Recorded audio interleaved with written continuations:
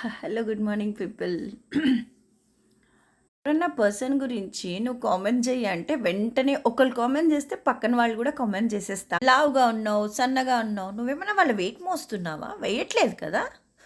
అమ్మాయి నల్లగుంది, తెల్లగుంది, నువ్వేమన్నా నువ్వేమన్నా దేవతవా, దేవుడివా కలర్ చేంజ్ చేయడానికి? నువ్వేమన్నా బ్రహ్మవా? వాళ్ళ హైట్ నువ్వేమన్నా పెంచుతావా? వాళ్ళ పొట్టి, వాళ్ళ పొడుగు గురించి మాట్లాడడానికి?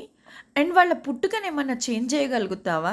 వాళ్ళ ఆ క్యాస్టు, ఈ క్యాస్టు అని చెప్పి మాట్లాడడానికి కష్టాలేమన్నా నువ్వు తీరుస్తున్నావా? వాళ్ళ ఆదాయం గురించి నువ్వెందుకు మాట్లాడుతావు? వాళ్ళ గురించి ఏం తెలుసని ఇంత జడ్జిమెంటల్ కామెంట్ వాళ్ళ కోసం నువ్వు కామెంట్ పాస్ చేస్తున్నావు. ఎప్పుడన్నా అద్దంలోకెళ్ళి చూసుకున్నావా? నీలో ఎన్ని డిఫాల్ట్స్ ఉన్నాయో నీకు అర్థమైతుంది. మన దగ్గర 100 డిఫాల్ట్స్ పెట్టుకుని మనం ఎందుకు మాట్లాడడం చెప్పు? మాటల్లో ఏముందిలే, అందరి మధ్యలో ఉన్నప్పుడు ఒకడు కామెంట్ పాస్ చేస్తే దానికి మనం కూడా టౌన్ చేస్తూనే ఉంటాం. నువ్వు ఎవ్వరిని బాధ పెట్టకుండా అందరినీ కలుపుకొని పోతావు చూడు. ఎవ్వరిని ఏమీ పర్సనల్‌గా కామెంట్ చేయకుండా దాన్నే దాన్నే సెన్స్ అంటారు.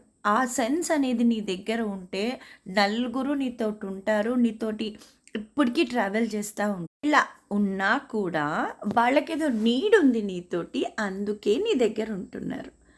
ఇలా లావు, పొడుగు, పొట్టి, వాళ్ళు, వీళ్ళు, వాళ్ళకి అంత అంత డబ్బులున్నాయి, వీళ్ళకి ఇంత డబ్బులున్నాయి, ఇవన్నీ మాట్లాడడం వల్ల మనకున్న ఎబిలిటీ అనేది మనమే లాస్ అవుతున్నాం, మనమే లూజ్ అవుతున్నాం. పక్కనోళ్ళ గురించి ఏదైనా మాట్లాడాలి అంటే పక్కనోళ్ళ గురించే డిస్కషన్ ఉంటుంది తప్ప మన పర్సనల్ లైఫ్ గురించి మనం ఎట్లా గ్రోత్ అవ్వాలి, మనం ఎట్లా ఇంప్రూవ్మెంట్ అవ్వాలి అనేది అయితే ఉండదు. సో ఇదంతా పక్కన పెట్టేసి మన లైఫ్లో ఏం జరుగుతున్నాయి దాని గురించి ఆలోచిస్తే చాలా బాగుంటుంది. ప్లీజ్.